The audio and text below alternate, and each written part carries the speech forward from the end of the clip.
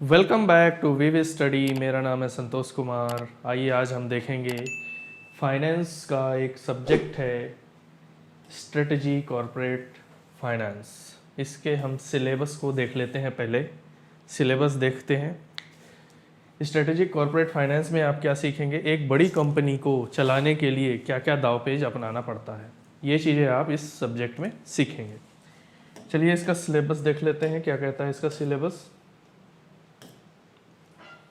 Corporate strategies and its impact on corporate finance. The basic function of corporate finance, role of finance in the process of corporate strategy building. देखिए इसमें क्या होता है कि जब भी आप कोई एक कंपनी स्टार्ट करते हैं, स्टार्ट करने के बाद आप तुरंत बजट नहीं बनाने लग जाते हैं। ठीक है, मान लीजिए क्या है, एक कंपनी है, सेल्फ कंपनी, आपकी खुद की कंपनी। ठीक है, तो इसमें पहले आप बजट नहीं बनाते। पहले क्या सेट करते हैं, कॉर्पोरेट फाइनेंस के साथ साथ क्या सेट करते हैं, कंपनी की स्ट्रेटेजी सेट करते हैं और यह पता लगाते हैं कि एक कंपनी का भविष्य फाइनेंस का यूज़ करके क्या भूमिका अदा करती है। ठीक है, तो चलिए ये यूनिट 1 में हम सीखेंगे ये सब चीज़ें। अब हम यूनिट 2 का देख लेते हैं। यूनिट 2 में क्या है, यूनिट 2 में हम सीखेंगे कंपनी की ओवरऑल प्लानिंग और फाइनेंशियल, इन दोनों को आपस में मैच करना कि क्या कंपनी के सेहत के लिए सही है। इन चीज़ों को हमें क्या करना है, मैच करना है। मैच करने के बाद कंपनी की इकोनॉमी वैल्यू एडिशन को क्या करना है, एक आसमान तक हमें पहुंचाना है और जो शेयर होल्डर्स होंगे, जो निवेशक होंगे, उनकी तिजोरियों को भरते रहना है। ठीक है, यूनिट 2 में हम ये सब चीज़ें सीखेंगे। यूनिट 3 में देखिए, हमने कंपनी को जीरो से टॉप तक लेकर चले गए और हमने यहाँ पर खूब पैसा कमा लिया। हमने यहाँ पर क्या कर लिया, खूब पैसा कमा लिया। कमाने के बाद टैक्स का भी तो झंझट आएगा, यहाँ पर टैक्स की प्रॉब्लम्स आएगी। पैसा तो कमा लिया, उसको बचाना भी है, तो हम टैक्स बचाने के यहाँ पर कई ट्रिक्स सीखेंगे, जो कि corporate tax planning, types of corporate tax, इसमें से बेसिक्स देखेंगे। ठीक है, indirect tax, structure, concept, GST meaning and concept. यहाँ पर हम जीएसटी के कुछ बेसिक्स चीज़ें हम सीखेंगे ताकि कंपनी को ज़्यादा से ज़्यादा मुनाफा हो और जो इन्वेस्टर्स हों उनको भी ज़्यादा से ज़्यादा मुनाफा हो, कंपनी को ऊंचाइयों तक लेकर जाना। ठीक है, इसमें हम ऐसे कई ट्रिक्स सीखेंगे। चलिए आगे चलते हैं। यूनिट 4। अब यहाँ पर बात आती है कि हमने जो कंपनी ओपन की थी, ठीक है, इस कंपनी को बड़ा बनाने के लिए, जैसे कई कंपनियां ऐसी रहती हैं कि वो सिर्फ एक स्टेज में आके अटक जाती है, उनको कई प्रकार का रिस्क लेना पड़ता है। ठीक है, तो यहाँ पर कंपनी को बड़ा करने के लिए पैसा कहाँ से आएगा, उसके लिए right issues, bonus issues, terms instruments, commercial paper, public deposit, inter corporate investment and नए फाइनेंशियल प्रोडक्ट्स, हम यहाँ पर और नए नए फाइनेंशियल प्रोडक्ट इस चैप्टर में हम सीखेंगे। ठीक है, कि कंपनी को कैसे बड़ा बनाया जाता है, कैसे उसके रणनीतियों को सेट किया जाता है। अब यूनिट 1 से लेके यूनिट 4 तक की चीज़ें, ये सब चीज़ें करना अकेले किसी एक इंसान के बस की बात नहीं है। तो यहाँ पर क्या करते हैं, हम दूसरी कंपनियों से हाथ मिलाते हैं, जॉइंट वेंचर्स करते हैं। जॉइंट वेंचर्स जैसे कि आपने कैनरा बैंक और सिंडिकेट बैंक को देखा होगा। ठीक है, तो ये क्या करते हैं, आपस में हाथ मिलाकर चलते हैं। ओके, बेनिफिट्स, डिसएडवांटेजेस इसमें देखेंगे। Equity variance, step forming joint venture, characteristic of strategic alliance. यहाँ पर एक सफल पार्टनरशिप कैसे सक्सेसफुल बनाया जाता है वो हम इस चैप्टर में सीखेंगे। ये पूरा 1 से लेके 5 तक ये पूरा ओवरऑल था, ये सिलेबस था। ठीक है, अब इसको हम अंदर की तरफ चल के पढ़ेंगे। ठीक है, चलिए हम चैप्टर शुरू करते हैं।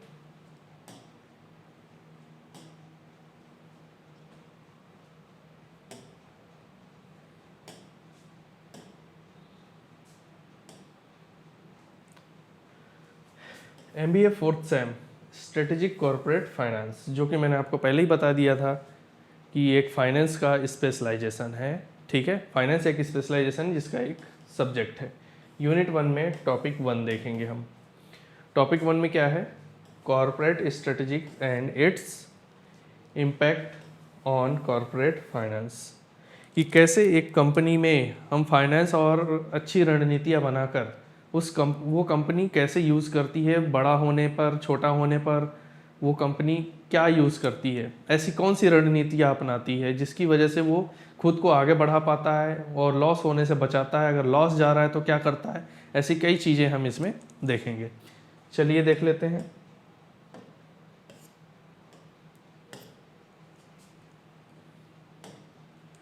स्थिरता, स्टेबिलिटी। जब कोई कंपनी बहुत जोखिम नहीं लेना चाहती और जैसे चल रही है वैसे ही चलते रहना चाहती है तो वह स्टेबिलिटी अपनाती है। इसका मतलब यह नहीं है कि कंपनी कुछ नहीं कर रही, बल्कि वह अपने वर्तमान संसाधनों को बेहतर बनाने पर ध्यान दे रही है। मान लीजिए कोई स्टील कंपनी है, ठीक है, स्टील कंपनी है और यह पिछले 20 साल से रन कर रही है। पिछले 20 साल से क्या कर रही है? रन कर रही है। अब इस कंपनी में मशीन क्या हो गई होगी? पुरानी। ये सोच रहा है ग्रोथ करने की, लेकिन क्या है, अगर अभी ग्रोथ करेगा तो इनकी मशीनें क्या है? पुरानी रह जाएगी, और पुरानी रह जाएंगी तो ये जोखिम भरा होगा। ठीक, तो ये कंपनी क्या करती है, जो मशीन लगी हुई है 20 सालों से, उसको क्या करती है? चेंज करती है। चेंज करके यहाँ पर मशीन को अपग्रेड करने में लगा देती है कि पुरानी मशीनों को हटाओ और नई मशीनें लगाओ। ग्रोथ की बात हम बाद में देख लेंगे। ठीक है, तो जब नई मशीनें आती है वो अपने जो करंट में चल रहा होता है, वर्तमान जो स्थिति होती है, उसको सुधारने में लगा हुआ होता है, जो कंपनी स्टेबिलिटी अपनाती है। ठीक है, और जो कस्टमर उनके करंट में बने होते हैं उनको और बेहतर सुविधा दे पाती है। चलिए आगे देखते हैं। ये एक कंपनी थी, मान लो कोई दूसरी कंपनी है। दूसरी कंपनी क्या करती है? सोचती है कि मुझे वृद्धि विस्तार रणनीति अपनानी है। ठीक है, मुझे क्या करना है? अपनी कंपनी को ऊंचाइयों तक लेकर जाना है। तो क्या करेगा? जब कोई कंपनी अपने पिछले रिकॉर्ड से कहीं आगे बढ़ना चाहती है, पिछले रिकॉर्ड से क्या करना चाहती है? आगे बढ़ना चाहती है कि मेरी जो कंपनी थी वो अभी छोटी थी, उसको मैं क्या करना चाहता हूँ? बड़ा करना चाहता हूँ। ठीक है, नए प्रोडक्ट लॉन्च करती है, दूसरी कंपनियों को खरीदती है, तो उसे ग्रोथ स्ट्रेटजी कहते हैं। क्या कहते हैं? ग्रोथ स्ट्रेटजी कहते हैं। जैसे इंटेंसिव ग्रोथ, पुराने प्रोडक्ट को ही नए तरीके से बेचना। कैसे? जैसे चाय पत्ती है, पुराने प्रोडक्ट को नए तरीके से बेचना। जैसे चाय पत्ती है, पहले किस में आता था? बड़ा पैकेट में आता था। ठीक है, उसको नए तरीके से कैसे बेचते हैं? उसको टी बैग्स में कन्वर्ट करके बेचना, ताकि सेल बढ़ सके। ठीक है, फिर इसके बाद आता है वर्टिकल इंटीग्रेशन, अपनी ज़रूरत का सामान खुद बनाना या खुद बेचना। जैसे कि शुगर मिल है, शुगर मिल है, ठीक है। अब शुगर मिल क्या सोचती है कि ये हमें कहीं से गन्ना खरीदना ना पड़े, ठीक है, कहीं से हमको एक्सपोर्ट ना करना पड़े, तो हम क्या करते हैं? हम खुद एक खेत खरीद लेते हैं, उसमें हम गन्ने उगाएंगे, गन्ना उगाने के बाद गुड़ में कन्वर्ट करेंगे, गुड़ से हम क्या बना लेंगे? चीनी बना लेंगे, शक्कर बना लेंगे। ठीक है, तो अपनी ज़रूरत का सामान खुद बनाना या खुद बेचना, और फिर उसे बेचना चालू कर देंगे। ठीक है, डाइवर्सिफिकेशन, बिल्कुल नए बिजनेस में उतरना। फॉर एग्जांपल, जैसे कि गोदरेज कंपनी है, पहले ये क्या बनाती थी? बहुत पुराने समय की बात है। पहले ये क्या बनाती थी? पहले ताले और अलमारियाँ बनाती थी ये कंपनी। ठीक, अब इस कंपनी को डाइवर्सिफिकेशन करना है, बिल्कुल नए बिजनेस में उतरना है, तब ये कंपनी वॉशिंग मशीन और फ्रिज भी बनाना चालू कर दिया। ठीक है, तो कुछ कंपनियां क्या करती हैं? ग्रोथ की तरफ ज़्यादा ध्यान देती हैं कि उनके पास जो प्रोडक्ट है वो प्रोडक्ट तो रहेगा ही रहेगा, साथ में दूसरा प्रोडक्ट बनाना चालू कर देंगे, इससे भी कंपनी की ग्रोथ होती है। ठीक, तो ये थी एक और कंपनी जो इस टाइप की स्ट्रेटजी अपनाती है। छठवीं, रणनीतियाँ। ठीक, यह एक बचाव वाली रणनीति है। जब कंपनी घाटे में हो या मुसीबत में हो तो वह अपने कुछ हिस्से बंद कर देती है ताकि पूरी कंपनी को डूबने से बचाया जा सके। आपको ध्यान होगा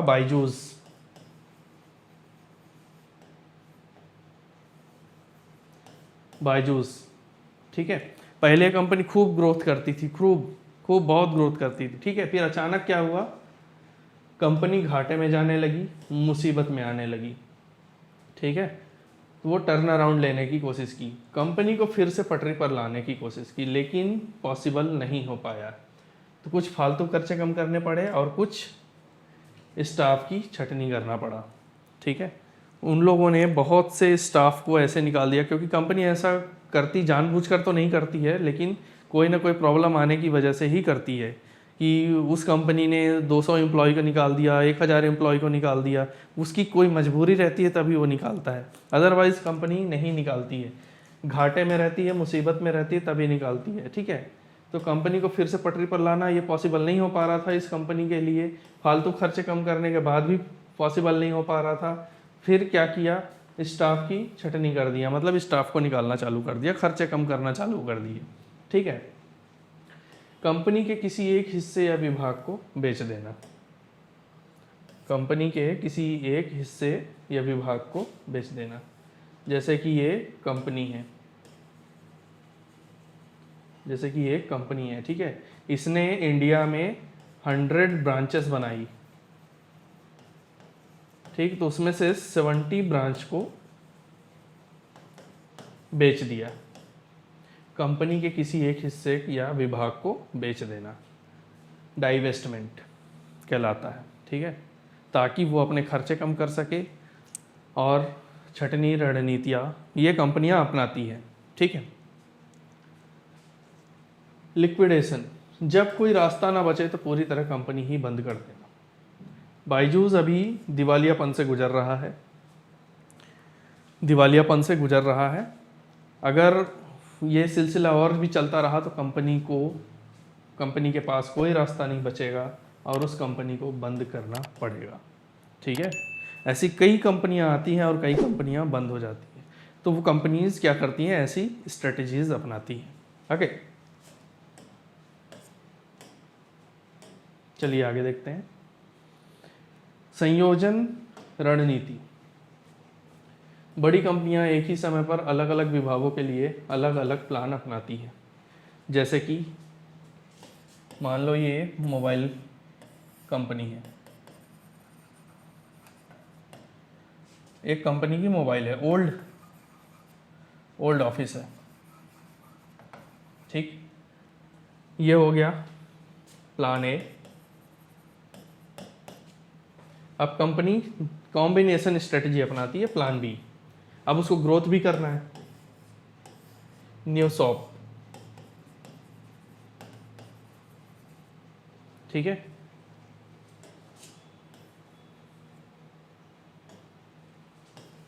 ओल्ड शॉप, और ये क्या हो रहा है, लगातार लॉस में जा रहा है। जो शॉप लॉस में जा रहा है उस कंपनी की अलग रणनीति होती है और जो नई शॉप खुलेगी उसकी अलग रणनीति होगी, ठीक है। तो इसकी प्लानिंग अलग बनाएगा कंपनी और इसकी प्लानिंग अलग बनाएगा। अगर ये लॉस में जा रही है तो इस शॉप को क्या करेगा, बंद कर देगा और नए शॉप को ओपन करेगा और उसकी नई रणनीतियाँ बनाएगा और नई रणनीतियाँ बना के क्या करेगा, उसे प्रॉफिट तक लेकर जाएगा। तो कंपनी ऐसे 2 कॉम्बिनेशन बनाती है ताकि उस कंपनी को बचाया जा सके।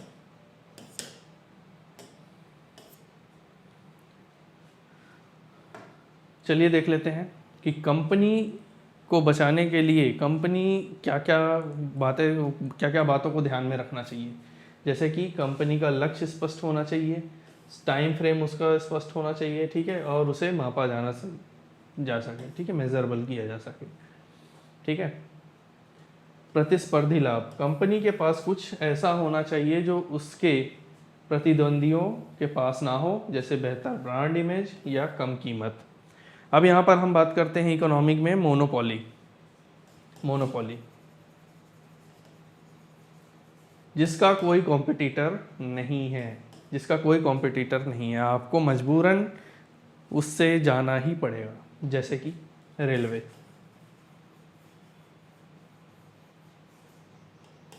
जैसे कि रेलवे, ठीक है, इसका कोई कॉम्पिटिटर नहीं है। आपने इंडियन रेलवे तो सुना ही है, ठीक है, आपने कहीं दूसरी कंपनी का नाम सुना है क्या? नहीं, नहीं सुना, ठीक है, तो कोई कॉम्पिटिटर ना हो। तो ये सब चीज़ें हमें ध्यान में रखनी चाहिए।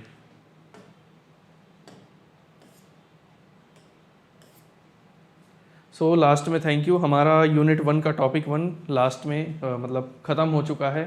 तो अब हम अगले चैप्टर में चलेंगे। Thank you so much.